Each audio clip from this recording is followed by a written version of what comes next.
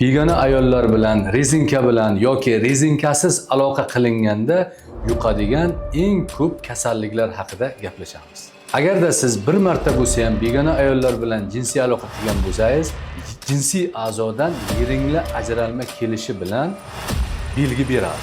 Oq, yashilsimon yiringlar ajralma kelsa, qichishish va og'riq bezovta qiladi. Bu holatdan qo'rqib qoladi. Aptekachiga noto'g'ri davolanib, chala davolanib, farzandsiz bo'lib qolayotgan, jinsiy zaif bo'lib qolayotgan. Bugungi videoda siz bilan begona ayollar bilan rezinka bilan yoki rezinkasiz aloqa qilinganda yuqadigan eng ko'p kasalliklar haqida gaplashamiz. Agarda siz bir marta bo'lsa ham begona ayollar bilan jinsiy aloqa qilgan bo'lsangiz, albatta ushbu videoni oxirigacha ko'ring.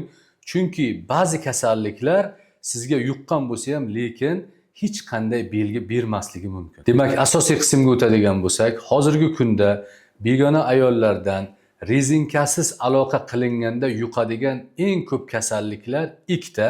Ya'ni birinchisi bu gonorreya kasalligi, ikkinchisi trixomoniyaz kasalligi. Bu kasalliklar begona ayollar bilan jinsiy aloqa qilgandan keyin 2 kun, 3 kundan boshlab 10 kun, 20 kungacha demak jinsiy a'zodan yiringlar ajralma kelishi bilan belgi beradi.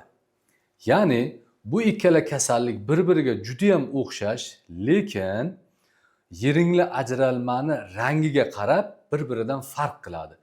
Gonorreya kasalligida oq, yashilsimon yiringlar ajralma kelsa, demak trixomoniyaz kasalligidan ko'piksimon, demak oqish yiringlar ajralma keladi. Bemorda siydik ajralishida qichishish va og'riq bezovta qiladi. Mana shu holatda ko'pchilik yoshlarimiz bu holatdan qo'rqib qoladi va aptekachiga yoki doktorchiligidan ozroq xabari bor bo'lgan tanishlariga murojaat qilib, noto'g'ri davolanib, chala davolanib, natijada farzandsiz bo'lib qolayotgan yoki jinsiy zaif bo'lib qolayotgan yoki boshqa muammolarga uchrayotgan juda ham ko'plab yoshlarimizni bilaman. Ko'pchilik yoshlarimiz mana shunday holatda har xil tabletkalarni ichib, ozroq holati yaxshi bo'lgandan keyin, demak bo'ldi, men tuzaldim deb o'ylab yuraverishadi va ma'lum vaqt o'tgandan keyin yana bu kasalliklar qaytalanib, demak surunkali holatga o'tib ketadi. Bunday holatga o'tgandan keyin, demak mutaxassis bo'lgan odam ham bunaqa bemorlarimizni davolashi juda ham qiyin bo'ladi. Shu sababli avvalambor begona ayollarga borishdan har bitta yoshlarimiz o'zini ehtiyot qilish kerak. Yoki ba'zi toifa yoshlarimiz men rezinka bilan aloqa qilaman, menga hech qanday kasallik yuqmaydi deb o'ylayotgan bo'lsa, adashishadi. Nima uchun? Chunki rezinka bilan ham aloqa qilinganda yuqadigan bir qancha kasalliklar bor. Shulardan eng ko'p uchraydigani birinchisi bu o'tkir uchli kandiloma yoki trixoftiya kasalligi hisoblanadi. Bu kasallik mana shunday insonlar hayvonlar bilan aloqa qilishligi, insonlar bilan aloqa qilishligi oqibatida demak odamdan odamga o'tadigan holatga kelgan va oxirgi yillarda bu kasallik ham jinsiy aloqa orqali yuqadigan kasalliklar guruhiga kiritilgan. Yaqinda qabulimizga bir bemor keldi, jinsiy a'zosida toshma toshgan. Tekshirib ko'rganimizda bu kasallikni demak o'tkir uchli kandiloma ekanligini aniqladik. Bu bemorimizda eng achinarli holati demak rezinkasiz aloqa qilganda bu kasallikni yuqtirib olgan.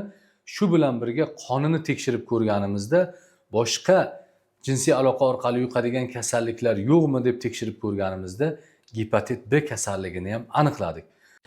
Mana aziz do'stlar, hozir qabulimizga 26 ga kirgan ukamiz begona ayollarga borib, terisiga kasallik yuqtirib, bizga murojaat qilib kelyapti. Tekshirib ko'rganimizda qonidan jinsiy aloqa orqali yuqadigan ikkinchi kasallik ham aniqlanyapti. Ya'ni gepatit B virusi demak bu bemorimizda aniqlanyapti. Shu sababli ko'p yoshlarimizga aytamiz, bunaqangi noma'qul ishlarni qilmaslik kerak. O'sha uylanguncha sabr qilib, o'zini ehtiyot qilib yurish kerak deb bekorga aytmaymiz. Mana bu ukamiz yaqinga uylanish kerak edi. Mana ikki xil kasallik aniqlanib turibdi. To'g'ri, bu kasalliklarni davolasa bo'ladi, lekin davolab bo'lmaydigan kasalliklarni ham yuqtirib olishlaring mumkin. Shu sababli o'zlaringni ehtiyot qilishlaring kerak. Albatta, gepatit B kasalligi ham jinsiy aloqa orqali yuqadigan kasalliklar guruhiga kiritilgan va ushbu bemorimizda bir vaqtni o'zida begona ayol bilan jinsiy aloqa qilganda ikkita kasallik yuqqan. Ya'ni o'tkir uchli kandiloma va gepatit B virusi. Mana aziz do'stlar, o'zingiz ko'rib turganingizdek, siz begona ayollar bilan rezinka bilan jinsiy aloqa qilasizmi, rezinkasiz aloqa qilasizmi? Mana shunday bir qancha kasalliklarni albatta yuqtirib olishingiz mumkin. Qabulimga kelgan bemorlarda ko'plab bunaqa holatlarni ko'zdan kechirganmiz. Ya'ni bir vaqtni o'zida gonorreya, gepatit B bilan, trixomoniyaz, o'tkir uchli kandiloma bilan yoki trixofitiya bilan kelgan holatlar ko'p ko'rganmiz. Agar sizda oddiy trixofitiya kasalligi yuqqan bo'lsa, ko'pincha hattoki dermatologlarimiz ham xatoga yo'l qo'yishadi.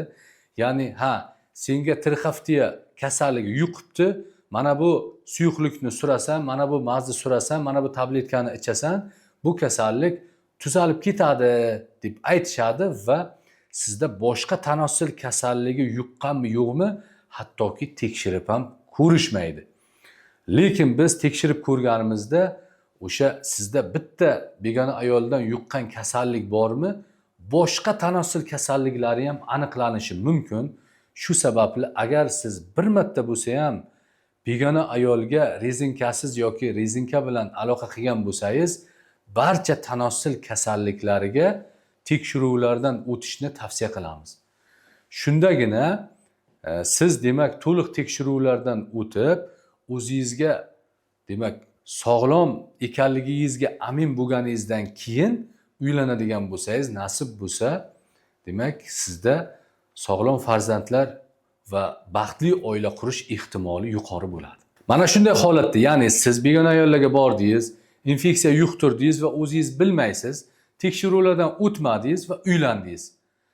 Sizdagi kasallik ayolingizga ham yuqib, xotin birgalikda qabulimizga sarson bo'lib yuradigan ko'plab bemorlar murojaat qilib kelishgan.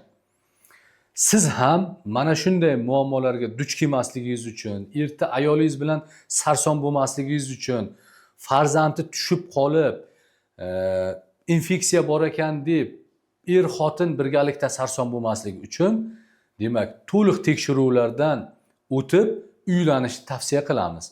Albatta bizda to'ydan oldin begona ayollarga borganlar va umuman to'yga tayyorgarlik ko'rish uchun barcha tekshiruvlar ro'yxati mavjud.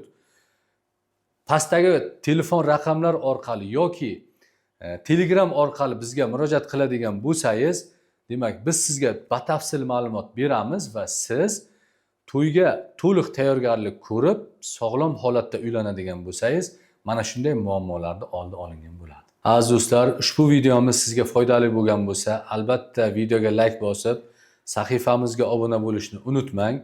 Manzilimizni eslatib o'tamiz. Manzilimiz Samarqand shahri, Mahmud Qashqariy ko'chasi, 84-uy, Mo'ljal Royal Hall restorani. Agarda klinikamiz yoki manzilimiz haqida batafsil ma'lumot olishni xohlasangiz, quyidagi raqamlar yoki ijtimoiy tarmoqlar orqali bizga murojaat qiling. Keyingi videolarda ko'rishguncha.